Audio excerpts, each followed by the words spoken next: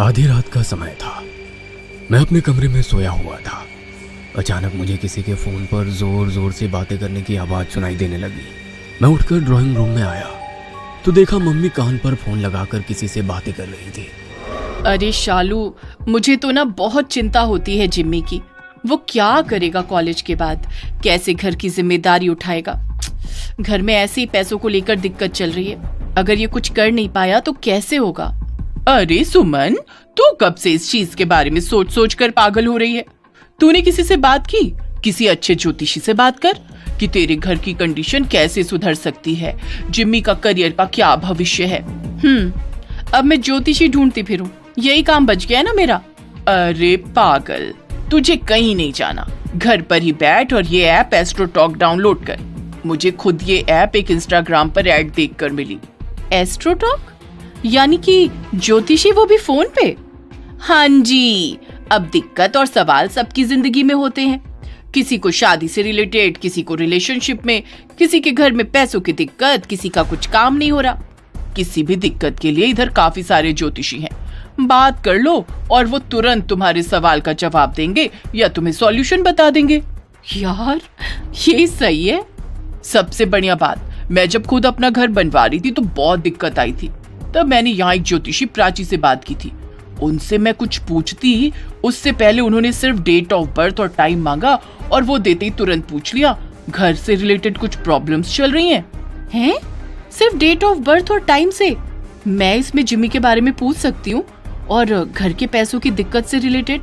अरे कुछ भी। अब देखो, हम सबकी लाइफ में डाउट्स और इश्यूज तो आते हैं ना। कोई रिलेशनशिप में तो उसे ये समझाना होता है कि लॉन्ग टर्म है या नहीं। कोई सिंगल है तो ये समझना होता है कि कब आएंगे रिलेशनशिप में, किसके साथ आएंगे, जॉब कब लगेगी, सेटल कब होंगे। अच्छा, मैं एक काम कर देती हूँ, अपने एस्ट्रोटॉक ऐप का डाउनलोड लिंक डिस्क्रिप्शन में डाल देती हूँ। वहां से डाउनलोड कर लो और सबसे बेस्ट बात, पहली चैट फ्री मिल जाएगी मेरे लिंक से। शालू देख, ऐसा वैसा कोई कदम मत उठाना। मैं आ रही हूँ। सुन रही है ना तू? मैं आ रही हूँ। मम्मी किससे बातें कर रही हो इतनी रात को? शालू आंटी का फोन आया है, वो बहुत रो रही हैं। कहीं कुछ कर ना ले, मुझे जाना होगा बेटा। मम्मी, शालू आंटी मर चुकी है, वो आपको फोन कैसे कर सकती हैं? होश में आइए। मैं सच कह रही हूँ बेटा, सच में उनका फोन आया था। मैंने गुस्से में फोन उनके हाथ से लेकर रिसीवर नीचे रख दिया। तभी एक बार फिर फोन की घंटी घनघना उठी। यूं आधी रात को अचानक फोन की घंटी की आवाज सुनकर मैं कांप उठा था। कांपते हाथों से मैंने फोन उठाकर हेलो बोला तो दूसरी तरफ से किसी औरत के सिसकने की आवाज सुनाई देने लगी। फोन मेरे हाथ से छूट गया और मैं पसीने पसीने होकर जमीन पर थप से बैठ गया। फोन का रिसीवर हवा में लटका हुआ था, फिर भी लगातार फोन के बजने की आवाज मुझे सुनाई दे रही थी। उस रात पहली बार मुझे समझ में आया कि रोए रोए में डर महसूस होना क्या होता है। शालू आई थी थोड़ी देर पहले, कह रही थी तू भी मेरे साथ चल। देख, तू उस दिन मुझे लेने नहीं आई, अकेला छोड़ दिया मुझे, लेकिन मैं तुझे अकेला नहीं छोड़ूंगी, अपने साथ ले जाऊंगी। मम्मी की बातें सुनकर मेरी आंखों के आगे अंधेरा छाने लगा था। साल 1898 की बात है। हम अपने बंगले नुमा घर में ठाट बाट से रह रहे थे। पापा का बिजनेस खूब फल रहा था। हमारे घर में किसी भी चीज की कोई कमी नहीं थी। मम्मी की एक सहेली थी शालू आंटी, जो हमारे सामने वाले घर में रहती थी। शालू आंटी अक्सर दोपहर के समय हमारे घर आती और मम्मी के साथ बैठकर घंटों बातें करती। मैं उस समय 12वीं में पढ़ता था। उनकी बातें समझने की ना मेरे पास समझ थी ना ही समय, लेकिन इतना जरूर समझ में आता था कि आंटी अक्सर मम्मी से बातें करते हुए रोने लग जाती थी। रात के समय उनके घर से अक्सर झगड़े की आवाज भी सुनाई देती थी। जब उनके घर से रोने पीटने और झगड़ने की आवाज आती तो मम्मी दौड़कर उनके घर पहुंच जाती और फिर कुछ देर बाद सब कुछ शांत होने के बाद ही लौट कर आती। धीरे धीरे समय बीत रहा था। एक रोज की बात है, दिसंबर की ठंडी रात थी। मेरी छोटी बहन गुड्डी को तेज बुखार था। बाहर हर तरफ कोहरा छाया हुआ था। अचानक रात के 11 बजे शालू आंटी के यहाँ से रोने पीटने की आवाजें सुनाई देने लगी। कुछ देर के शोरगुल के बाद हमारे घर के लैंडलाइन पर घंटी बजी तो मैंने फोन उठा लिया। जिमी बेटा, मम्मी से बात करा। मम्मी तो गुड्डी के पास है आंटी, उसे तेज बुखार है। फोन पर भी नहीं आ सकती? आंटी के इतना कहने पर मैंने इशारे से मम्मी को फोन पर आने के लिए कहा तो मम्मी ने मुझे इशारे से फोन रखने के लिए कह दिया। मम्मी के कहे अनुसार मैंने फोन काट दिया। इन मियाँ बीवी का रोज का हो गया है, कोई कितने दिन तक बीच बचाव करेगा। अब मैं अपनी बेटी की तबीयत देखूं या इनकी राम कहानी सुनूं? सुबह सुन लूंगी। कौन सा वो कहीं भागी जा रही है। मम्मी को कोई अंदाजा नहीं था कि आज शालू आंटी ने उन्हें आखिरी बार फोन किया है। कुछ देर बाद उनके घर से जोर जोर से चीखने चिल्लाने की आवाज सुनाई देने लगी और फिर सब शांत हो गया। उस रात माँ उनके घर नहीं गई। सुबह 5 बजे तक पूरे मोहल्ले में कोहराम मच गया था। यह खबर सुनकर मम्मी को गहरा आघात लगा था।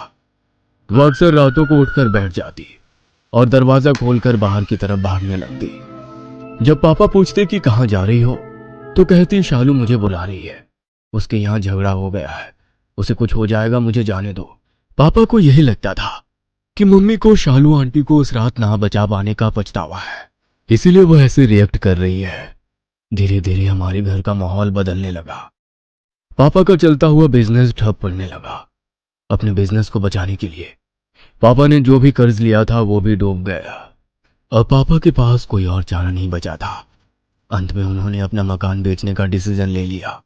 एक तरफ हमारा मकान जा रहा था, दूसरी तरफ कुछ ऐसा घट रहा था जिस पर यकीन करना मुश्किल था। मम्मी को डिप्रेशन नहीं था, उन्हें वाकई शालू आंटी दिखाई दे रही थी और इस बात का एहसास मैं खुद कर चुका था। मैं पापा को मम्मी के बारे में बताकर टेंशन नहीं देना चाहता था, लेकिन अब चीजें नियंत्रण से बाहर हो रही थी। उस रोज मैंने पापा को सब कुछ सच बताने का निर्णय लिया। उसी शाम पापा घर आए तो उनके चेहरे पर खुशी झलक रही थी। क्या बात है पापा, आज आप खुश लग रहे हैं? बेटा, धर्मेश अपना बंगला मुझे आधे दाम में देने के लिए तैयार हो गया है। कहता है शालू चली गई, अब वो इस घर में नहीं रहना चाहता, बस जल्द से जल्द यहाँ से दूर जाना चाहता है। बेटा, हमारे लिए इससे खुशी की बात क्या होगी? हमें इसी मोहल्ले में सामने वाला घर मिल गया, वो भी आधे दाम में। हम उस घर में नहीं रहने वाले। पापा, मम्मी को शालू आंटी दिखाई देती है, मम्मी की हालत बिगड़ रही है और आप कह रहे हैं हम उसी घर में रहने जाएंगे जहां उनकी मौत हुई है? ऐसा कोई घर नहीं जहाँ कोई मरा ना हो। वहम की बातें है ये सब बेटा। और तेरी माँ को डिप्रेशन हुआ है, उसे इलाज की जरूरत है बस। और सबसे बड़ी बात, मैं पैसा दे चुका हूँ, हम कल ही वहां शिफ्ट हो जाएंगे। पापा कुछ सुनना नहीं चाहते थे, इसलिए 2 दिन बाद हम शालू आंटी के बंगले में शिफ्ट हो गए थे। उस बंगले में बिताए हुए दिन मेरे जीवन के सबसे मनहूस दिनों में से एक है। मम्मी की हालत पहले से काफी खराब थी। पापा अपने कमरे में सोए हुए थे, मैं और छोटी मम्मी के साथ कमरे में सोए थे। अचानक आधी रात गए हमें किसी के जोर जोर से चीखने और रोने की आवाज सुनाई देने लगी। ऐसा लग रहा था जैसे कोई किसी को बुरी तरह से मार पीट रहा हो। घबराकर मेरी नींद टूट गई।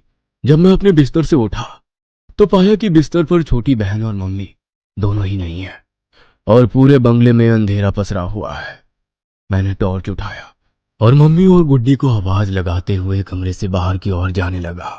बेडरूम से बाहर निकलकर मैं जैसे ही हॉल में आया, वो नजारा देखकर मेरा कलेजा मुंह को आ गया। गुड्डी के बाल बिखरे हुए थे और वो अजीब से डरावने भाव चेहरे पर लेकर घूर घूर कर मम्मी को देख रही थी। मम्मी कमरे के कोने में खड़ी हुई सिसक रही थी। अचानक गुड्डी अजीब ढंग से दीवार पर चलने लगी। मम्मा, ये क्या हो गया गुड्डी को? मम्मा, होश में आओ। गुड्डी? गुड्डी नहीं है वो शालू है। ये क्या कह रही हो? मेरे इतना कहते ही गुड्डी ने अजीब सी नजरों से मेरी तरफ देखा और जोर जोर से हंसने लगी। फिर वो भयानक तरीके से उल्टी होकर हाथ और पैरों पर चलते हुए मम्मी के पास आई और उनके कान में आकर फुसफुसाते हुए कहने लगी, तो चलना मेरे साथ, नहीं तो मैं गुड्डी को ले जाऊंगी। गुड्डी की बात सुनकर मम्मी चक्कर खाकर नीचे गिर पड़ी और मैं डर से बुरी तरह से कांप रहा था।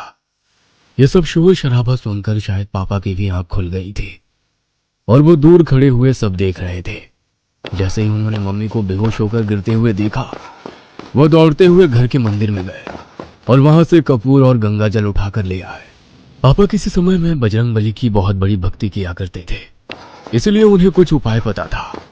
पापा ने हनुमान चालीसा पढ़ते हुए कपूर जलाया और गंगा जल को कलश के चारों ओर 3 बार घुमाकर उस जल को गुड्डी के ऊपर छिड़क दिया। उसके बाद उन्होंने उस जल को पूरे घर में छिड़का और हॉल में वो कपूर जलता हुआ छोड़ दिया। पापा के उस उपाय को करने के कारण गुड्डी के ऊपर से शालू आंटी की आत्मा चली गई थी। गलती हो गई मुझसे, जो मैंने तुम लोगों की बातों को गंभीरता से नहीं लिया और इतनी बड़ी मुसीबत में अपने घर को फंसा दिया। अगर इस घर में हम ज्यादा दिन रहे तो कुछ भी अनहोनी हो सकती है। ये प्रेत आत्मा बहुत शक्तिशाली है बेटा। मैं अपने उपाय से कुछ देर के लिए तो उसे रोक सकता हूँ, लेकिन ये उपाय ज्यादा देर तक काम नहीं करेंगे। लेकिन पापा, वो बार बार मम्मी को अपने साथ ले जाने की बात कहती है। कहीं मम्मी को कुछ हो तो नहीं जाएगा ना?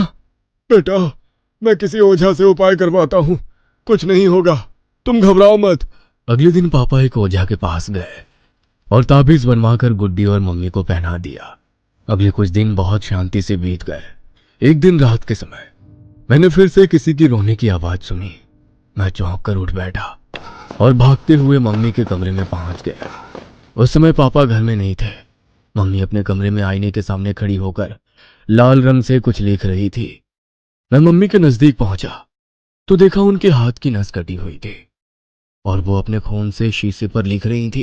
काश तूने उस दिन मुझसे बात कर ली होती तो मैं जिंदा होती। मैंने आईने की ओर ध्यान से देखा। मम्मी के ठीक पीछे मुझे शालू आंटी का भयानक सफेद पड़ा हुआ चेहरा दिखाई पड़ा। मेरा दिमाग अब सुन्न हो गया था। कुछ समझ में नहीं आ रहा था उस पल मैं क्या करूं। मैं मम्मी मम्मी कहकर जोर जोर से रो रहा था। इससे पहले कि मैं मम्मी को बचाने के लिए कुछ कर पाता, मुझे गुड्डी के चिल्लाने की आवाज सुनाई दी। भैया, मुझे बचाओ भैया, भैया।